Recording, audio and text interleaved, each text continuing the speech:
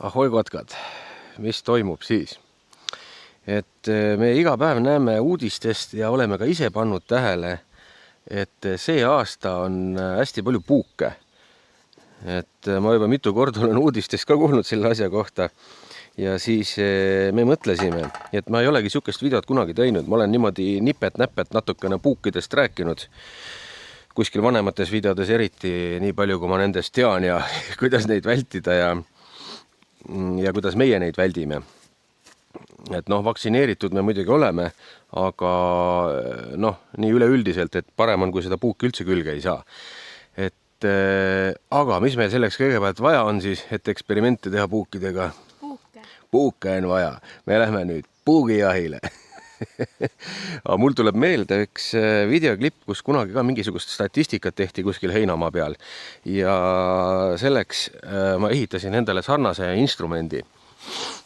Seal oli ka mingi valge lina, sükene hästi karvane. Siin on mul sükene roosa valgega fliistekk siis ja panin siia roika külge. Ja nüüd hakkame koguma neid siia purgi sisse, aga tahaks teada, kui palju omal aias võiks olla selliseid puuke näiteks siin just värskelt niidetud madala muru sees. Ehk siis Risto võtab nüüd selle kätte ja hakkab seda lohistama mööda hoovi ringi ja vaatame nii, ma ei oska sulle nüüd täpselt öelda, kui palju ruutmeetreid me läbi käime, aga tõmbame.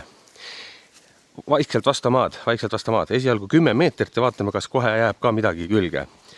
Nii, paar meetrit veel. Nii, nüüd tõsta üles. Vaatame, kas kohe esimese 10 meetri lohistamisega sükse ruutmeetrisele on mõni puuk külge jäänud. Hetkel ei näe, aga nüüd lohistame edasi ja vaikse hooga, ära liiga kiiresti, puidu puuk ei jõua kinni haarata siit. Lohistame, paneme sinna timmukuudini ja tagasi ja käime natuke ringi sellega, vaatame, kas me siit madala muru seest ka midagi kätte saame. Vaikselt. Jah, sest me võime selle puugi nii-öelda maha ka nühkida siit pealt, kui me siin väga hullu hooga paneme. Ühesõnaga me teeme väiksed tiirud ära ja vaatame, hindame siis enam-vähem nii mitu meetrit me lohistasime seda. Nii, hoovis jalutasime sellega ringi umbes 50 meetrit, ühtegi külge ei jäänudki, võib-olla liiga päikse käes, palav ja liiga lühikene muru. Nüüd võtame järgmiseks siin sükene, ma ei tea, 30-40, mõni 50 senti siit selle meie raja kõrvalt ja kraabime siit edasi-tagasi, vaatame, kas siit jääb külge, aga see on päikse käes, et vaatame, kas siin on.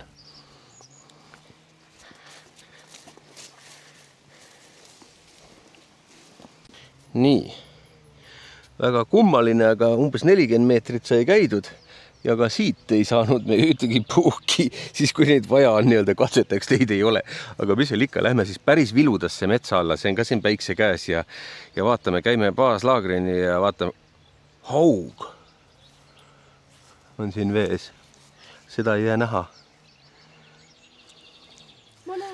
Et kas me sealt saame? Ongi väike haug. Et lähme baaslaagrini, käime selle linaga ja vaatame, kas siis saame. Proovime siis siit igalt poolt lohistada niimoodi ja vaatame, kas meil siit õnnestub. Võib-olla me saame püksi pealt isegi rohkem. Et siin väike see vahe on, et see kalts ei lõhna nagu inimene vist hetkel. Ei ole higine ja ei erita ka CO2 ja asjad, mis kõik puuki pidid nii-öelda meelitama, kinni haarama, aga eks me näe, kas meil õnnestub see mingi ports puuki siit kokku koguda, pükstega ikka, kui väga vaja. Nii, ja lõpuks meil on siin metsa all ikkagist hoia see kaan ja hoia ka kaamera. Oota, ma üritan siit filmida, siin on üks vend ja siin all oli üks vend. Ühesõnaga me korjame need kiiresti ära, ennem kui nad maha kukuvad. Et saame 2 tükki, vähemalt ma nägin praegu, see on purgis, siin oli ka mingi tüüp, kes, siin on, näed, siin on, jah, väga hea, ikka see teine jäi ka alles, aga Risto hoiab seda vaipa, tee purk lahti, ma panen selle venna ka siia sisse. Nüüd leidsime puugi rohkema koha, et tõmbasime 10 meetrit. Siin on kõrvuti 2 venda ja siin on veel üks kohe. ehk siis siin ikkagist varjus, siit võpsiku alt tõmbasime läbi. Et praeguse eksperimendi käigus tundub, et nad pigem on varjus, sest päikse käes lasime pikemalt, ei tulnud nii palju. Risto korjab need purki ära ja vaatame veel mõned, vähemalt 10 tahaks siis saada, kui me juba neid nii lihtsalt saame. Nii, lõpetasime puugijahi. Panin varustuse kokku. Mida siis võib öelda statistiliselt praegu? Pigem jah, ikkagist kõrgema rohuses, hoovist ei saanud mitte ühtegi. Võib-olla mõnest vilust nurgast oleks saanud, me muidugi proovisime ainult seal, kus päike peale paistab. Ja metsa all ka. Enamus tulid sealt, kus päike otseselt peale ei paista nagu kogu aeg. Äkki nad ei kannata siis päikest. Et kindlasti saame mõne ka koera pealt veel, sellepärast et pükste pealt me saime 2 peale kokku ka 3 tükki. Aga mida pidevalt teeme? Ja mul on tumedad püksid, aga mitte nii tumedad, et siit puuki ei näeks pealt. Pidevalt kontrollime ühesõnaga oma pükse iga natukese aja tagant. Et see on esimene koht, kus nad kinni jäävad. Kui nüüd nagu päris rinnuni hein ei ole, siis jäävad kõrgemale ka ja särk püksis alati, sest puuk tahab ronida alati üles suunda. Seda me ka kohe näitame. Ta nagu väga alla suunas ei taha liikuda, noh, enamus nendest. Ja siis käed ülesse ja puugid tšekk. Et noh, kõige parem on veel, kui on sääred soki sees ka, et siis ta ei roni siit alt vahele, aga üldiselt ta nii madalalt ei tule siin kõrge heina sees. Keera. Ja ei paista ühtegi. Ja nii oleme enamusse tavaliselt kätte saanud ja Risto kontrollib nüüd mind ka üle.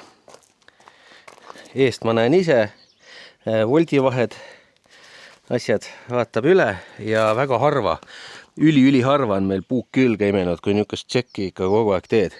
Ja kui võimalik, siis võtad veel õhtul riided seljast ära ja kontrollid nii-öelda kire ka üle.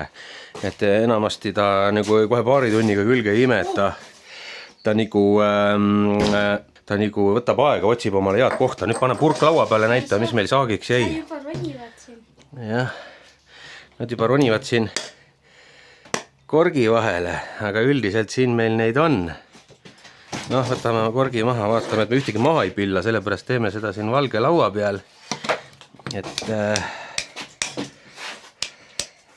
jah, nad tahavad üles ronida juba välja ja nad ronivad üksteisele selga siin paar tükki. Tahavad paljuneda. Et meil neid siin nüüd on ikka mõned. Aga hea küll, hakkame teste tegema. Ja nüüd teeme siis sellise testi kõigepealt, et võtame selle teet 50, mis on siis teet, salmast saadud teet, mis sisaldab 50% toimeainet teet. Ja teeme ühe paberilipaka selle teediga kokku ja siis üritame nagu sudida neid puuke sellega natukene ja vaatame, mis juhtub. Vot, et kes soovib ka omale sellist sääsetõrjevahendit, siis alla paneme lingi ka, video alla link ka olemas ja saab muidugi poest koha pealt ka, et Salmo on ametlik teedi edasimüüja siis Eestis. Ja vaatame, mis see puuk sellest teedist siis arvab. Seda me juba teame, et ta sääsetõrjevahend väga hea on, et sääski ajab küll väga hästi eemale, aga vaatame puukidega ka. Ja vaatame siis, kuidas sellele reageerivad. Ega siia nüüd kaane alla ei jäänud, jäigi üks kaane alla kohe. Puuk on peal. Oi, ma ei jõudnud näidatagi, kukkus juba ära. Vaatame, nii ronib ja laseb lahti. Okei. Ehk siis see tüüp ei salli seda. Surmame. Nii, järgmine vend siin.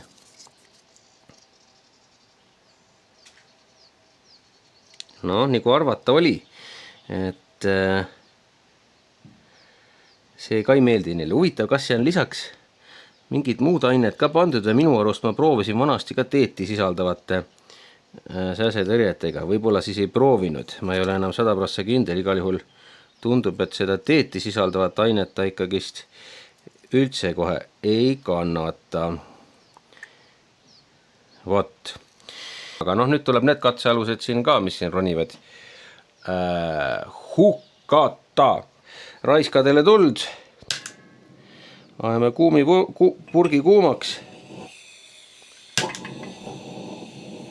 ja kaan peale ja minge jäätmejaama. Aga mis siis nendega on, et miks me nagu särgipüksi paneme ja jah, oli juttu, et nad liiguvad ainult ülesse suunas. Enamasti ongi see, et siis ta ei tule siia särgi alla, vaid tuleb niimoodi pükste pealt särgi peale ja nii edasi ülesse suunas kogu aeg. Et parem on, kui ta püksis on, et siis ta ei lähe särgi alla see puuk. Et hoia alati, kui võimalik, siis jah, särk püksis ja nii võtame siit ühe näpu peale, särk püksis ja siis see sokid nii-öelda püksi peal, kui tihedas võpsikus liigud ja heledam riietus, ta ei pea nüüd täitsa valge või kollane olema, mingi sükene, millega lihtsalt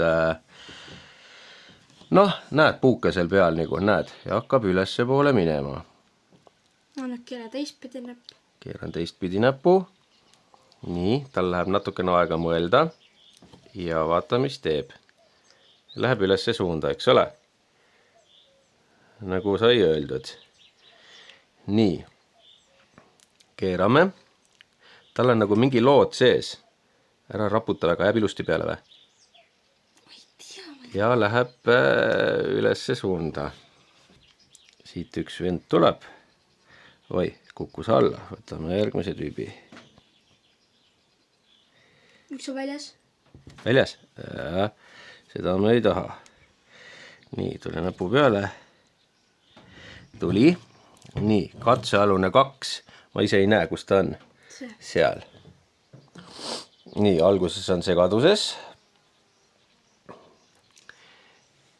Hetk võtab aega, et aru saada. Kus pool taevas on, läheb ülesse.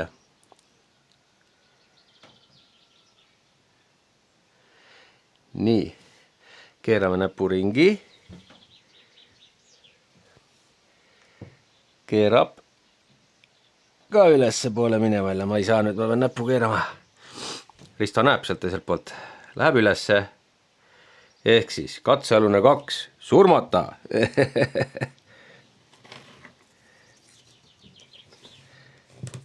Nii.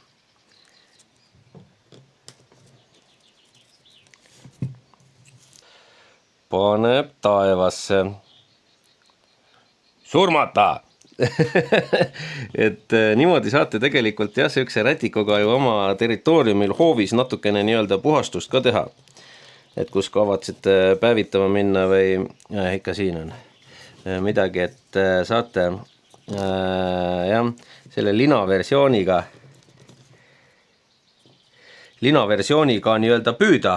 Nii, katsealune 4. Kellel on seljas teine tüüp. Ehk siis tahavad sugu teha. Liiguvad koos rõõmsalt ülesse, üksteise küljes kinni.